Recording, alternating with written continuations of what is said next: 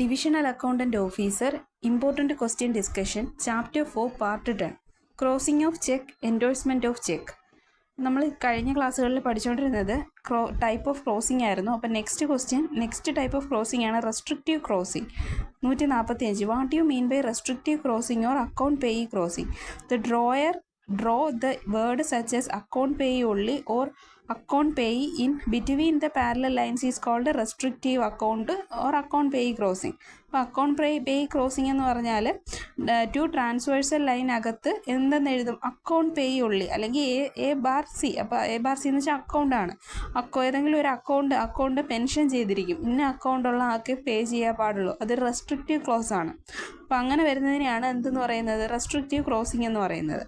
146. This crossing restrict the collecting bank to make the payment in accounts of payee named in the check. If collecting bank credit the amount of any third person other than payee, he will be liable for any losses arising to drawer or payee. അപ്പോൾ എന്താണ് cross ചെയ്യുന്ന restrictive crossing? Cross ചെയ്ത ഒരു check collecting ബാങ്കറുടെ കയ്യിൽ കിട്ടി, അത് ആ അക്കൗണ്ടിലല്ലാതെ വേറൊരു തേർഡ് പേഴ്സൻ്റെ അക്കൗണ്ടിലോട്ട് പേ ചെയ്ത് കഴിഞ്ഞാൽ ഡ്രോയർക്ക് ഉണ്ടാകുന്ന ലയബിലിറ്റി ആര് സഹിച്ചുകൊള്ളണം? ആ തേർഡ് പേഴ്സൺ സഹിച്ചുകൊള്ളണം. അത് അങ്ങനെയാണ്. ബാങ്കിന് അവിടെ ഉത്തരവാദിത്വമൊന്നുമില്ല. കാരണം അക്കൗണ്ട് എന്നുള്ള അക്കൗണ്ട് നമുക്ക് ഒരു അക്കൗണ്ട് നമ്പർ മാറിപ്പോയാൽ വേറൊരാളുടെ അക്കൗണ്ടിലാണ് എമൗണ്ട് പോകുന്നത്. അപ്പം ഡ്രോയർക്കോ പേയ്ക്കോ ഉണ്ടാകുന്ന ലോസ് ആരാണ് മീറ്റ് ചെയ്യേണ്ടത്? ആ തേർഡ് പേഴ്സൺ ആണ്. Next 147. What you mean by not negotiable crossing? Not negotiable crossing എന്ന് പറഞ്ഞാൽ എന്താണ്? ടൈപ്പ് ഓഫ് ക്രോസിംഗിൽ അടുത്തതാണ് not negotiable crossing. Drawer writes the word not negotiable in between the transversal line of crossing called not negotiable crossing. ഇപ്പോൾ not negotiable crossing എന്ന് വെച്ചാൽ further transfer ചെയ്യാൻ പാടില്ല. അത് നോട്ട് നെഗോഷ്യബിൾ ആണ്, നോട്ട് ട്രാൻസ്ഫറബിൾ ആണ് എന്ന് എഴുതുന്നതിനെയാണ് നോട്ട് നെഗോഷ്യബിൾ ക്രോസിംഗ് എന്ന് പറയുന്നത്. 148. What you mean by endorsement of cheque? നമുക്കറിയാം എൻഡോഴ്സ്മെൻറ്റ് ഓഫ് ചെക്ക് എന്ന് പറയുന്നത് എന്താണ്? Endorsement of cheque in legal term cheque is a negotiable instrument. Cheque എന്ന് പറയുന്നത് ഒരു നെഗോഷ്യബിൾ ഇൻസ്ട്രുമെൻ്റ് ആണ്, ക്രെഡിറ്റ് ഇൻസ്ട്രുമെൻ്റ് ആണ്. Negotiable means transferable. നെഗോഷ്യബിൾ എന്തെന്ന് പറയുന്നത് ട്രാൻസ്ഫറബിൾ എന്നാണ് അതിൻ്റെ മീനിങ് നെഗോഷ്യബിളിൻ്റെ.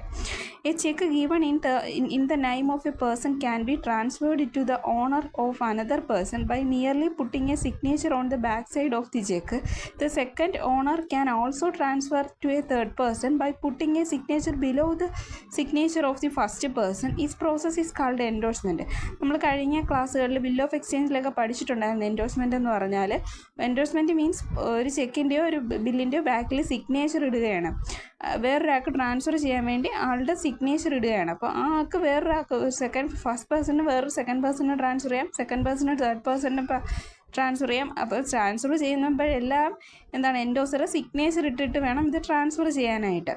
സോ അതാണ് എൻഡോഴ്സ്മെൻറ്റ് ഓഫ് ചെക്ക് എന്ന് പറയുന്നത്. അടുത്ത 149. Rules regarding endorsement. എൻഡോഴ്സ്മെൻറ്റ് ചെയ്യുന്നതിന് കുറച്ച് റൂൾസുകൾ പറയുന്നുണ്ട്. ഒന്നാമത്തെ റൂൾ എന്താണ്? All endorsement should be made in ink only. Ink പേന വെച്ച് മാത്രമേ നമ്മൾ എന്ത് ചെയ്യാൻ പാടുള്ളൂ? സിഗ്നേച്ചർ ഓർ എൻഡോഴ്സ്മെൻറ്റ് ചെയ്യാൻ പാടുള്ളൂ. Pencil endorsement not objected in law. Pencil വെച്ച് ചെയ്യുന്ന എൻഡോഴ്സ്മെൻറ്റ് ഇൻവാലിഡ് ആണെന്നാണ് പറയുന്നത്. Any endorsement should not be in block letters. Block ലെറ്റേഴ്സിൽ എന്ത് ചെയ്യാൻ പാടില്ല? സിഗ്നേച്ചർ ഇടാനും പാടില്ല, എൻഡോഴ്സ് ചെയ്യാനും പാടില്ല. 3. A type written endorsement is also valid. ഒരു ടൈപ്പ് റിട്ടേൺ ആയിട്ടുള്ള എൻഡോഴ്സ്മെൻറ്റും വാലിഡ് ആണെന്നാണ് പറയുന്നത്. 4. A rubber stamp endorsement is valid as written endorsement. Rubber സ്റ്റാമ്പായിട്ടുള്ള ഒരു എൻഡോഴ്സ്മെൻറ്റ് വാലിഡ് ആണ്. 5. An endorsement in form of signature made on stamp of the payee signature is also legal valid but endorsement type from point 3 to 5 normally discourages in practices as there are chance to fraud to taken place. ആദ്യം പറഞ്ഞ ഇതിൽ നമ്മൾ പെൻസിലിട്ടാണ് signature ഇടുന്നത് എന്നുണ്ടെങ്കിലോ block ലെറ്റേഴ്സിലാണ് ഇടുന്നതെന്നുണ്ടെങ്കിലോ ഇപ്പോൾ 3 മുതൽ 5 വരെ പറഞ്ഞില്ലേ, അതിലൊക്കെ എന്ത് ഉണ്ടാവാനുള്ള ചാൻസസ് ഉണ്ട്? ഫ്രോഡ് ആക്ടിവിറ്റീസ് കണ്ടക്ട് ചെയ്യാനുള്ള ചാൻസസ് കൂടുതലാണ്. 6. When endorsement in a language which a banker is not expected to know the paying banker can refuse the payment for its a confirmation but he should given a valid reason for it. ഇപ്പോൾ എന്താണ് എൻഡോഴ്സ്മെൻറ്റിൻ്റെ language which a bank not be expected to know. ഇപ്പം നമ്മൾ ബാങ്കുകൾക്ക് മനസ്സിലാവാൻ പറ്റാത്തൊരു ലാംഗ്വേജിലാണ് endorse ചെയ്തിരിക്കുന്നതെങ്കിൽ the paying banker can refuse the payment എന്ത് ചെയ്യാം, പേയിങ് ബാങ്കിന് റെഫ്യൂസ് ചെയ്യാം. For its confirmation he should give a valid reason for it. അപ്പോൾ എന്ത് ചെയ്യണം, ആ ഡ്രോയർ ഒരു വാലിഡ് റീസൺ എന്ത് ചെയ്യണം, പ്രൊവൈഡ് ചെയ്യണം ബാങ്കിന്. അപ്പം റിജക്റ്റ് ചെയ്യാനുള്ള അവകാശം ആർക്കുണ്ട്, പേയിങ് ബാങ്കർക്കുണ്ട്, ബാങ്കിന് മനസ്സിലാവാത്ത ലാംഗ്വേജിലാണ് എൻഡോഴ്സ് ചെയ്തിട്ടുണ്ടെങ്കിൽ. അപ്പോൾ ഇത്രയും കാര്യങ്ങളാണ് ഈ ഒരു ക്ലാസ്സിലുള്ളത്. Thank you.